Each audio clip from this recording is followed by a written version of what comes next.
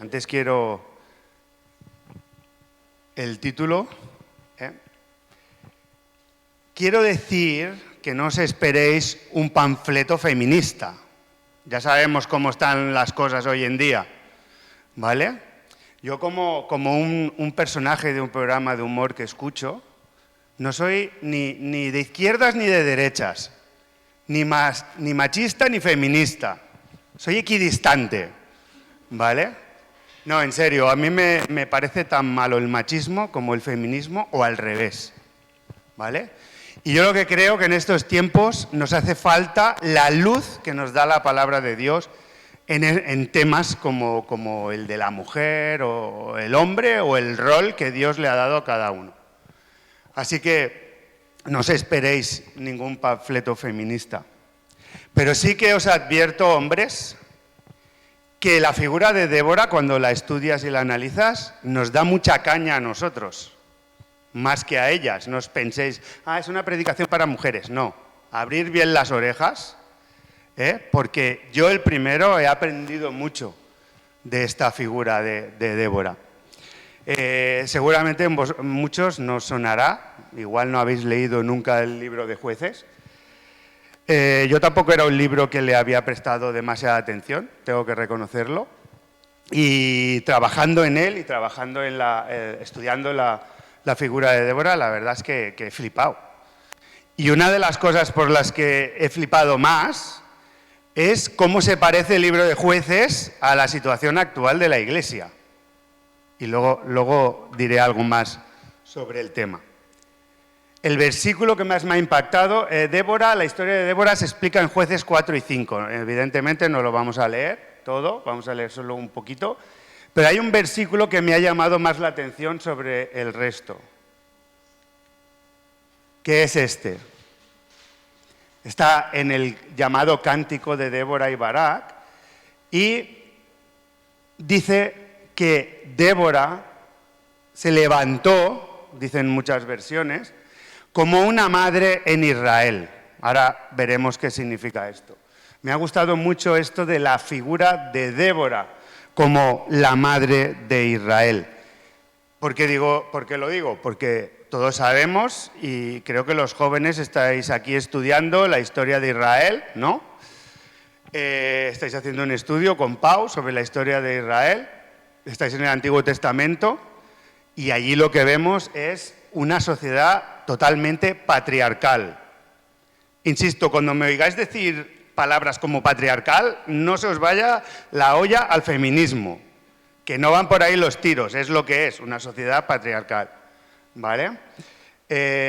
Por eso, en esa época de Israel, que se levante alguien que se la considere la madre de Israel, a mí me impactó muchísimo. Pero antes de seguir, vamos a ver el contexto, ¿vale? Vamos a leer solo unos versículos que nos sitúan justo en el contexto que vivió Débora. ¿Se ve bien o es mejor apagar estas luces?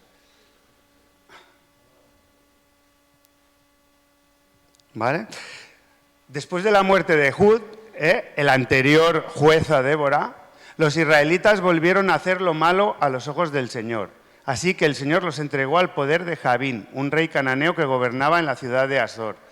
El jefe de su ejército se llamaba Sísara y vivía en Jaroset Goim. Goim tenía 900 carros de hierro, quedaos con este dato que va a ser importante para la historia, 900 carros de hierro, y durante 20 años había oprimido cruelmente a los israelitas hasta que por fin estos suplicaron al Señor que los ayudara. En aquel tiempo los israelitas eran gobernados por una profetisa llamada Débora, esposa de Lapidot. Débora acostumbraba a sentarse bajo una palmera conocida como la palmera de Débora, que había en los montes de Efraín, entre Ramá y Betel, y los israelitas acudían a ella para resolver sus pleitos. Un día Débora mandó llamar a un hombre llamado Barak, hijo de Abinoam, que vivía en Quedes, un pueblo de la tribu de Neftalí, y le dijo: el Señor, el Dios de Israel, te ordena lo siguiente: ve al monte Tabor y reúne allí a 10.000 hombres de las tribus de Neftalí y Zabulón. Yo voy a hacer que Sísara, jefe del ejército de Jabín, son palabras de Jehová a Débora, venga al arroyo Quisón para atacarte con sus carros y su ejército. pero voy a entregarlos en tus manos, solo iré si vienes conmigo, contestó Barak. Pero si no vienes, yo tampoco iré. Barak era el líder militar de Israel. Pues iré contigo, respondió Débora, solo que la gloria de esta campaña que vas a emprender no será para ti, porque el Señor entregará a Sísara en manos de una mujer. Entonces Débora fue con Barak a Quedes. Allí Barak llamó a las tribus de Zabulón y Neftalí y reunió bajo su mando un ejército de 10.000 hombres. Débora iba con él. Cerca de Quedes, junto a la encina de Saanaim, estaba el campamento de Eber el Kenita, quien se había separado de los demás kenitas que, como él, descendían de Obab, suegro de Moisés. Cuando Sísara supo que Barak había subido al monte Tabor, reunió sus 900 carros de hierro y a todos sus soldados y marchó con ellos desde Jaroset Goim hasta el arroyo Quisón. Entonces Débora dijo a Barak, adelante, que ahora es cuando el Señor va a entregar en tus manos a Sísara. Ya el Señor va a frente de tus soldados. Barak bajó del monte Tabor con sus 10.000 soldados. Y el Señor sembró el pánico entre los carros y los soldados de Sísara en el momento de enfrentarse con la espada de Barak. Hasta el mismo Sísara bajó de su carro y huyó a pie. Mientras tanto, Barak persiguió a los soldados y los carros hasta Jaroset Goim. Aquel día no quedó con vida ni un solo soldado del ejército de Sísara. Todos murieron. Bueno, sigue la historia en el resto del capítulo 4 y el capítulo 5 de Jueces. Entonces, para que nos situemos un poco, han pasado 100 años después de la conquista de Canaán. El capítulo 1 de Jueces nos explica que la conquista no se había acabado, todavía hubo unas cuantas guerras, ¿vale? Sobre todo de Judá, para acabar de conquistar la tierra prometida. O sea, no se acaba en Josué la conquista de Canaán, sino que todavía continúa.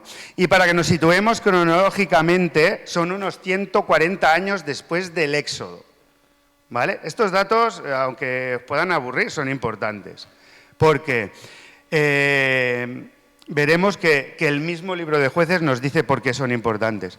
Así, poniendo unas fechas alrededor de 1350 a.C., dependiendo de la fecha, sabéis que para el Éxodo se dan 2 fechas normalmente, dependiendo la que se coja, si la anterior o la posterior.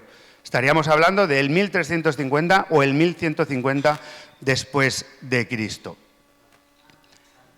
Ay, sí, antes, perdón, sí.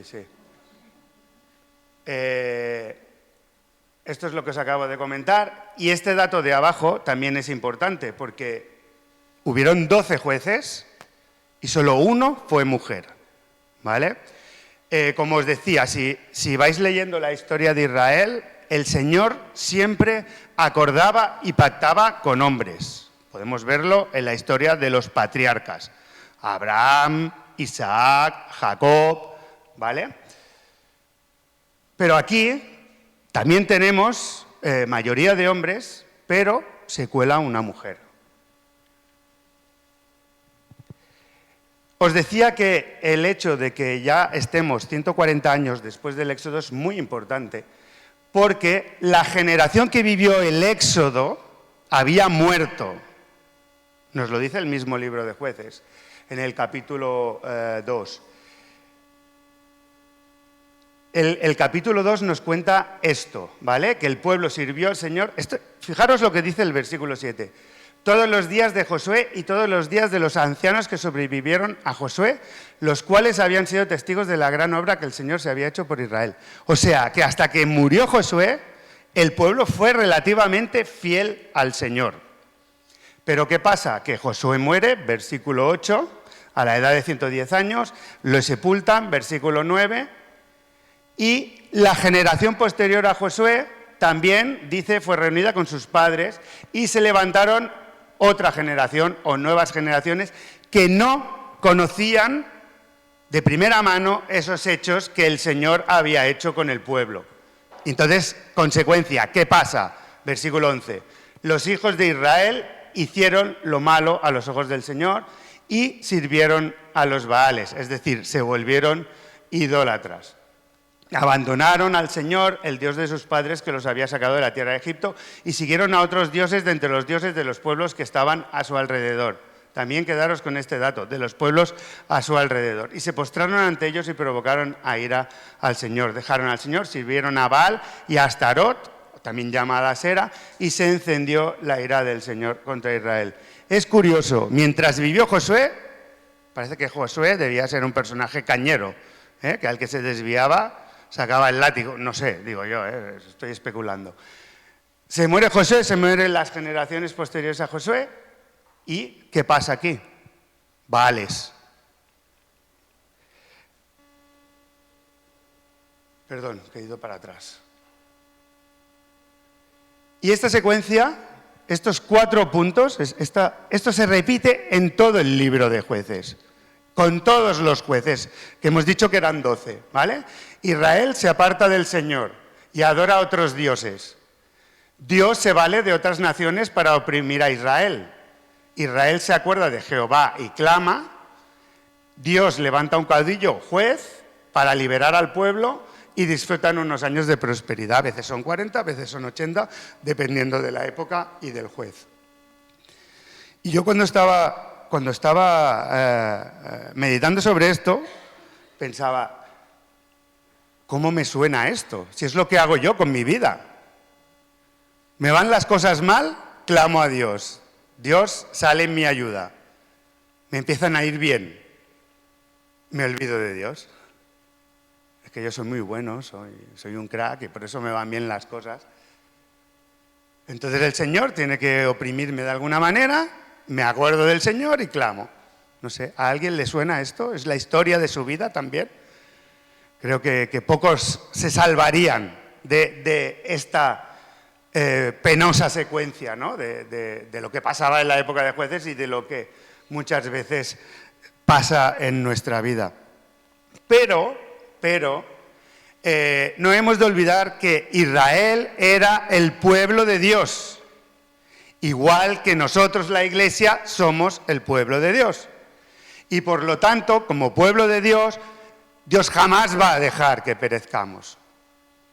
Que sí, nos va a dar collejas para que nos acordemos de Él y clamemos y volvamos, pero nunca, porque somos de su propiedad, va a dejar que perezcamos totalmente. Y eso pasaba con Israel en la época de los jueces. Siempre tenía que levantar a un juez, un caudillo, que los liderara, y Dios siempre daba la victoria a Israel en frente de ejércitos mucho más poderosos que ellos.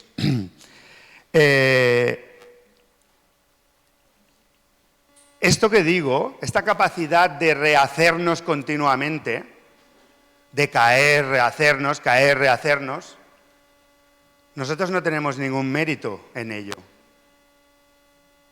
Y si no, pensemos en la Santa Cena. ¿Por qué la recordamos cada domingo? La recordamos porque el mérito es de aquel que se entregó en la cruz, aquel que rompió con todo lo que nos alejaba del Padre. Así que nosotros no tenemos ningún mérito. El único mérito que tenemos es en caer. Eso sí que es culpa nuestra. Pero en rehacernos una y otra vez, como el ave fénix, es mérito de Dios, de que Él nunca incumple los pactos, de que su misericordia es eterna y gracias también a que su paciencia también es infinita y eterna.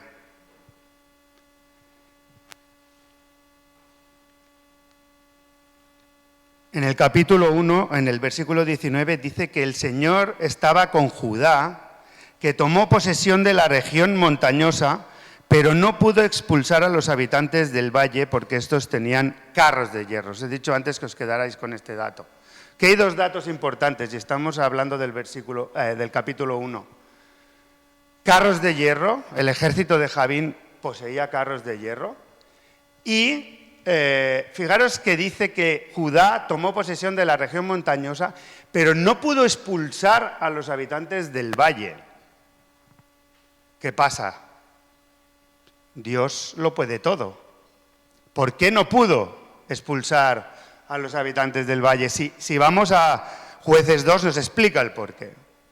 Y nos dice, a mí os tengo que decir que cuando he leído Jueces 2, me ha explotado la cabeza, nos dice que Dios dejó a gente de esa tierra conquistada para luego valerse de ellos para oprimir a Israel.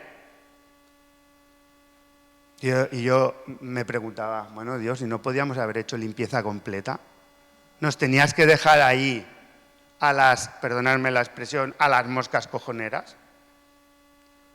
Porque si no estaban esos adoradores de Baal o de Asera, el pueblo no se hubiera contaminado, quizás. Es mi lógica, ¿eh? No, es mi lógica limitada. ¿Por qué no los eliminaste del todo? Bueno, pues no sé, él sabrá. Es como ahora, las tentaciones, Satanás aquí haciendo de las suyas. Señor, cárgatelo ya. ¿Por qué nos tienes que hacer pasar por esto hasta que vengas a buscarnos? Échalo ya en el lago de fuego. Átalo, mételo en la cárcel, haz lo que quieras, pero que nos deje en paz. Bueno, él lo ha planificado así. Es difícil de entender, pero en su soberana voluntad lo ha hecho así, lo ha pensado así. Y ajo y agua, que decía mi abuela, ¿vale? Por eso es tan importante, no sé quién lo comentaba antes, creo que, bueno, no lo sé, nuestra relación con Él. Porque a la que nos despistamos un poquito, están los carros de hierro que vienen a destruirnos. En el momento que, volviendo a la secuencia aquella, nos van bien las cosas y nos confiamos, en ese momento estamos perdidos, aunque nos vayan bien las cosas. Fijaros la contradicción. Y es que, al igual que el pueblo de Israel, nosotros somos iguales, no hemos cambiado en nada. Seguimos siendo exactamente iguales. Nos presentan un ídolo, llamarle como queráis, cada uno tenemos nuestros ídolos, igual que ellos tenían. En esa época todavía la adoración el templo no existía y la adoración en Jerusalén, todos, cada uno tenía sus ídolos en casa, adoraba en su casa y cada uno se hacía sus ídolos. Y nosotros hoy, en pleno siglo XXI, hacemos nuestros propios ídolos y les adoramos. El ejército cananeo tenía carros de hierro. Os he traído un dibujo de un carro. Era algo así. Eran como los Leopard de entonces. ¿Sabéis qué? Eso que se ha hablado tanto, que se van a enviar tanques Leopard a Ucrania, que son los más potentes. En la Segunda Guerra Mundial había los Panzer alemanes, que eran mucho más potentes que los de los aliados. Pues esto era lo más potente de un ejército en la época. Esta Semana Santa, como cada Semana Santa, han dado Ben-Hur, no sé cuántos la habéis visto, por enésima vez, y está la famosa carrera de cuadrigas, que representa mucho lo que eran esos carros. Eran tremendos y muchos en las ruedas llevaban cuchillas para cortar las piernas de los soldados enemigos, era terrible. Y es otro dibujito, os he traído para que os hagáis una idea ¿veis? El que llevaba el carro, el otro que va con él solo estaba pendiente de cargarse a los soldados, ¿no? Y con la velocidad y la potencia de esos carros y de esos caballos que llevaban, pues eran tremendos y demoledores. Pero, tan demoledores como eran, Dios les podía haber vencido, ¿sí o no? Podía haberles vencido. Pero dice, lo hemos visto en el versículo anterior, que en los llanos, que era donde eran potentes, donde podían actuar bien, ahí había permanecido los pueblos cananeos y otros pueblos que nos dice Jueces 2, ¿vale? Él sabrá por qué lo hizo. Y yo aquí me preguntaba, cuando veía esto, vuelvo a la reflexión anterior, ¿qué carros están conquistando áreas de mi vida? Y os lanzo la pregunta a vosotros, ¿qué carros de hierro están conquistando áreas de vuestra vida? Que no podéis con ello, que no podéis, que Dios lo ha dejado, como dejó ese aguijón de Pablo. ¿Qué carros están en áreas de vuestra vida que no podéis con ellos? Hablaba nuestra hermana, ¿no? del papel que Albert ha tenido en su vida. Yo lo generalizo con los líderes, con los ancianos. Si necesitáis ayuda, si hay un área conquistada que no podéis reconquistar, tenéis que pedir ayuda, no tenéis que tener vergüenza. Es que los líderes que Dios pone en las iglesias están para eso, ¿eh? No están aquí para mandar y organizar, están para ayudar a la iglesia. Es su principal cometido. Pastorear, cuidar de esa iglesia. Y cuando ellos estén allí, corrígeme al ver si lo que digo no está bien, cuando estén en la presencia del Señor, si no lo han hecho, Dios les va a pedir cuentas. Usarlos, ¿vale? Porque Dios les ha dado una serie de cualidades para que os ayuden. Otros hermanos maduros de la congregación, hermanos, hermanas, usarlos. No tengáis vergüenza de pedir ayuda, porque esos carros a veces uno solo no puede echarlos de nuestra vida. Y la pregunta del millón es, ¿por qué una mujer? ¿Por qué entre 12 jueces una mujer? Bueno, esto os lo he puesto para que os situéis un poquito donde sucedió la batalla. ¿Veis las zonas de Isaacar y Zabulón? Pues entre Isaacar, Zabulón y Manasés, así, en esta dirección, discurre el valle del torrente Quisón, ¿vale?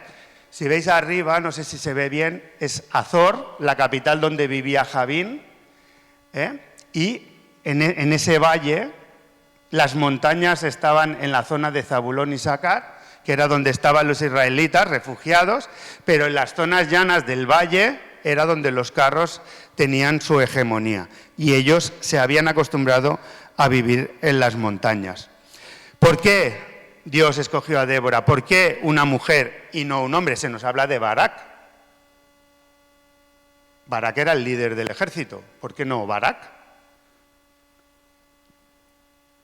Mirad, hay a mi modo de ver, y a veces lo hemos comentado con Albert y él está de acuerdo, hay una doctrina hoy que en la mayoría de iglesias, al menos las que yo conozco, está siendo pisoteada, que es la doctrina de los dones. Los dones no se tienen en cuenta para nada. Y hay algunos que los tienen demasiado en cuenta, pero de forma equivocada. Ya me pilláis por dónde voy, ¿vale? No quiero entrar en el tema. Y la cuestión es que Dios da dones, uno como mínimo, nos dice la Biblia, o varios, pero no es para que los guardemos en un armario o en un arcón, sino para que los pongamos al servicio de la iglesia. Y eso, así como antes os he dicho que los líderes están para ayudaros y los ha puesto Dios para ayudar, muchos líderes también están pisoteando esa doctrina. Ay, pastor, yo quiero cantar, pero es que cantas como una cotorra. Bueno, pero Dios me capacitará. No, busca tu don y ese don ponlo al servicio de la iglesia. No menosprecies eso que Dios te ha dado. Dice Corintios que el Espíritu Santo los da como a Él le da la gana. Perdonad la paráfrasis. Pero el sentido es ese. Débora había recibido una serie de dones muy importantes de parte de Dios, que Barak no tenía. Y por eso fue Débora y no Barak con la que Dios hablaba, porque no nos equivoquemos, Dios le hablaba. Además se nos dice que Débora era profetisa. Este es otro mapa de la época de los jueces, más o menos para que os situéis, ¿vale?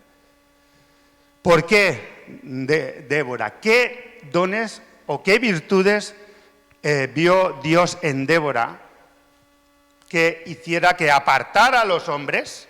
Por eso os digo, hombres, que es un toque de atención para nosotros también. Era esposa de Lapidot, este señor no se habla más en la Biblia de él, que vivía o acostumbraba a juzgar. He puesto estas dos posibilidades porque pueden ser las dos, a juzgar al pueblo debajo de una palmera entre Ramá y Betel. en tierra de Efraín. Cuando aquí se usa juzgar, tiene más bien el sentido de guiar, gobernar, aunque también juzgar, pero era un poco como un pack, ¿vale? Que eso le da todavía más importancia a la figura de Débora. Débora había inspirado al pueblo a resistir contra esos cananeos y contra otros pueblos que les oprimían, ¿vale? Y, como hemos visto antes, la llamaban la madre de Israel. Acudían a ella como su madre, como la madre del pueblo. En primer lugar, era una mujer prudente y sabia. De otra manera, no hubiera estado en esa posición que estaba de profetisa y de guiar y resolver los problemas del pueblo, ¿vale? En segundo lugar, creía en el Dios del cielo. Hemos leído que las generaciones que habían vivido todos los milagros del Éxodo habían muerto y que ahora el pueblo hacía lo malo a los ojos de Dios. Y también hay una frase muy recurrente en el libro de los jueces, que es muy conocida, ¿os acordáis de cuál es? Que define esa época. Cada uno hacía lo que bien le parecía. En cambio, ella hablaba con Dios, tenía comunicación con Dios, era de ese pequeño remanente que todavía se mantenía fiel a Dios. Ese Dios que derrotó a Faraón, que alimentó a su pueblo con el maná, que derrumbó los muros de Jericó, y que dijo esas palabras que todavía son retadoras para nosotros, esas palabras a Josué de esfuérzate y sé muy valiente. Ella lo fue muy valiente, porque cuando Barak le dice, vale, yo voy a la guerra, pero tú vienes conmigo. Ella puede haber dicho, oye, yo soy profetisa, yo no soy militar, yo me quedo aquí en mi palmera y apáñatelas tú, que Dios va contigo. Aquí muchas veces se afirma que Barak no tenía fe y que por eso Débora tuvo que ir. Yo no estoy de acuerdo. Después de estar meditando bastante en este texto, yo aquí lo que veo es un reconocimiento de Barak a la figura de Débora. Quiero que vengas conmigo porque Dios te ha puesto a ti como líder del pueblo. Y por tanto, como Dios habla a través de ti, quiero que estés a mi lado en la batalla. No sé si veis la diferencia entre la falta de fe de Barak, como se comenta a veces, o esto que os estoy diciendo yo. Es muy importante porque se trataba de una mujer y se trataba de un líder militar en el siglo XIV a.C. Esto lo digo porque a veces los militares, incluso hoy en día, que les mande una mujer, les explota la cabeza, también. Imaginaros en esa época. Era líder, era una líder fuerte y potente, y Barak la reconoció como tal. Por eso no podemos decir que Barak le faltó la fe. Porque él quería tener a su lado a la profeta de Dios. Dios no hablaba a Barak, pero sí hablaba a Débora. Por tanto, Barak quería tener a esa figura tan importante que era la del profeta o de la profetisa a su lado. Y la decisión de ella es brutal. Iré contigo. Y en ningún momento en el texto se nos dice que ella tuviera ninguna capacidad militar. Yo me preguntaba si estamos dispuestos a responder lo mismo al Señor cuando nos llama. Ve y enfréntate a tus carros de hierro. No, mejor, Señor, yo me quedo mejor debajo de la palmera. Pero que voy contigo. No, bueno, sí, vale, pero me quedo debajo de la palmera. Por eso es tan importante tener una Débora a nuestro lado. Porque no somos Terminators, no somos Supermanes, ni Supermanas, ni Supergirls. Y necesitamos en esos momentos de caer, de debilidad, de que nos apartamos, necesitamos una Débora cerca que nos hable las palabras de Dios y que nos ponga en nuestro sitio. que nos ayude a derrotar a esos carros. Pero muchas veces optamos por seguir instalados en nuestra zona de confort. Y ahí Satanás, pim, pam, se vuelve loco con nosotros. Y muchos acaban apartándose.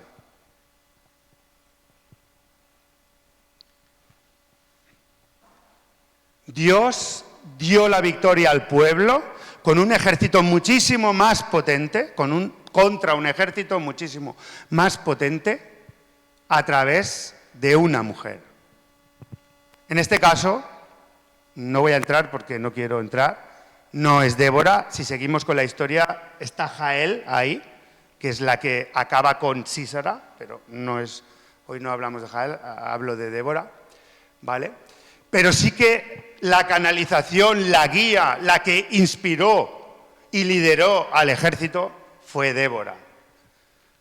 Y ella era muy consciente de la situación en primer lugar, esas cualidades como líder que son tan importantes.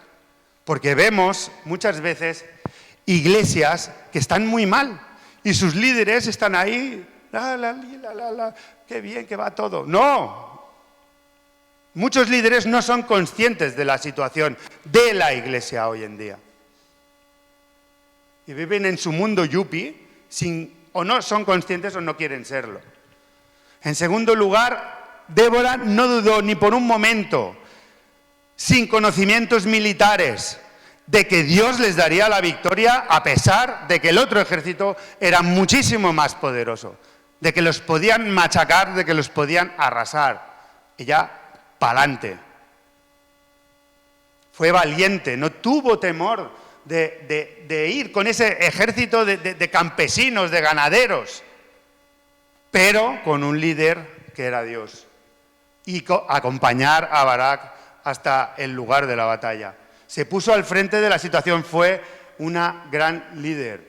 Inspiró a Barak e inspiró a ese ejército, porque además de esos 10.000 hombres de las tribus de Neftalí y Zabulón, se añadieron más tribus sin habérselo pedido.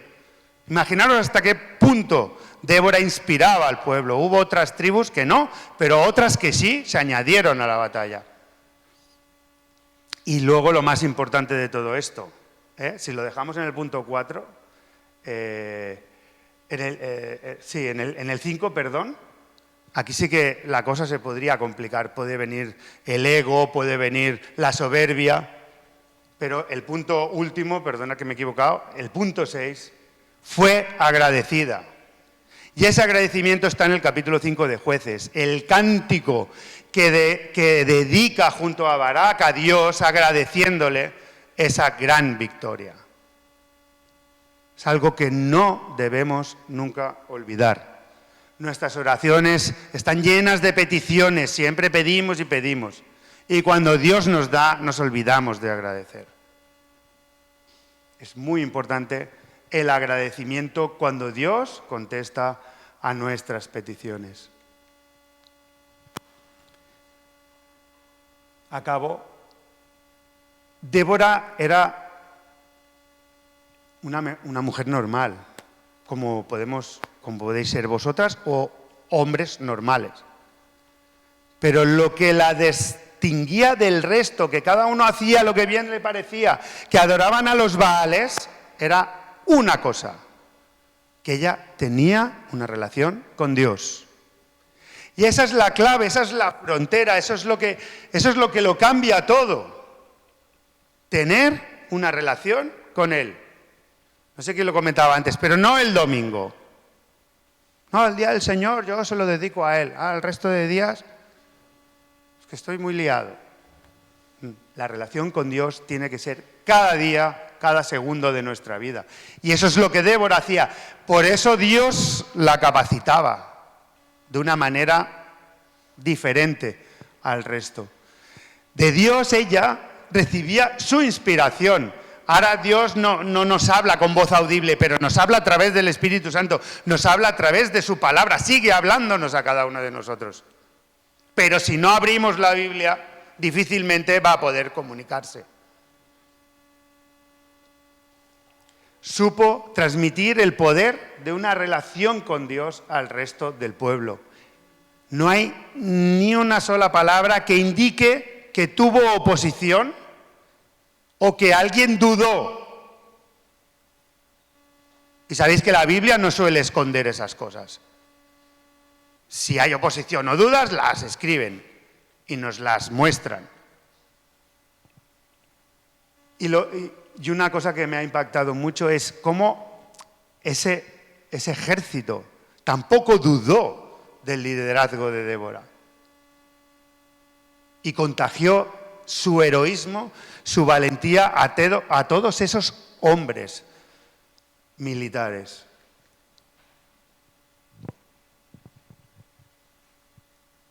Y esto es muy importante. Esta es la gran lección que nos queda de la figura de Débora.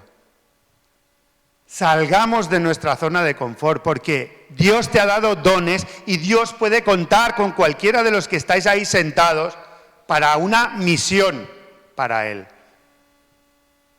Cualquiera, sin excepción. Eres hijo o hija de Dios, Dios puede contar contigo. A través de los dones o el don que Él te ha dado. Dios la eligió para que fuese en ese momento la madre que Israel necesitaba. Dios lo sabe todo de nosotros, lo sabía de Israel en ese momento, y Él, en su soberana voluntad, creyó que lo que necesitaba Israel en ese momento era una madre, era el liderazgo de una mujer. Curiosamente, Débora, que no era la líder de su familia, porque el liderazgo, según vemos en la Biblia, siempre lo ha dado Dios a los hombres. Los hombres eran los que decidían a quién se adoraba, los hombres montaban los altares familiares. Ahí Dios le da el liderazgo a una mujer. No sabemos si Lapidot adoraba a los Baales, no se nos dice nada. Pero si lo hubiera hecho, yo estoy seguro que Débora no le haría ni caso. Débora inspiró a ese ejército, a ese pueblo, y hoy en día nos sigue inspirando a nosotros, a la Iglesia, por todas estas cualidades y virtudes que acabamos de ver. Necesitamos Déboras a nuestro alrededor. Déboras y Déboros, perdonadme, la animalada, Déboras y Déboros, y sobre todo cuando Dios nos los pone, tenemos que usarlos, son vitales. No tienen por qué ser ancianos ni ancianas, pueden ser personas maduras simplemente, que han estudiado mucho la Biblia, que tienen una relación con Dios, que, como dice Santiago, son hacedores de la palabra y no solo oidores. Porque la madurez se adquiere así. Es que no hay ninguna varita mágica que nos dé madurez, o no se puede comprar en Amazon, ¿no? O sea, la madurez se adquiere teniendo una relación con Dios y aplicando lo que Él nos enseña en su palabra. Débora iluminó a toda una nación. Y Débora nos sigue iluminando hoy a nosotros como Iglesia de Cristo. Y para finalizar esta pregunta, para que nos la llevemos a casa y reflexionemos. ¿Crees que tienes alguna de las cualidades de Débora, hombres y mujeres? Acordaros, astucia, valentía, discernimiento.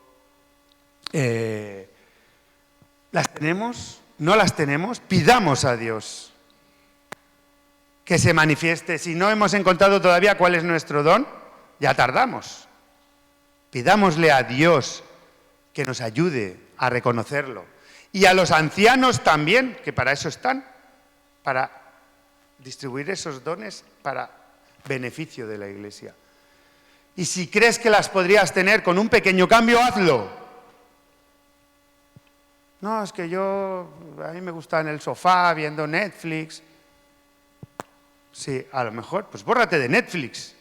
Si es uno de esos carros que te impiden servir a Dios. Débora fue una mujer absolutamente normal y corriente, pero tuvo una relación con Dios. Y eso es lo que marcó su vida y eso es lo que inspiró al pueblo y lo que nos debe inspirar hoy a nosotros. Amén.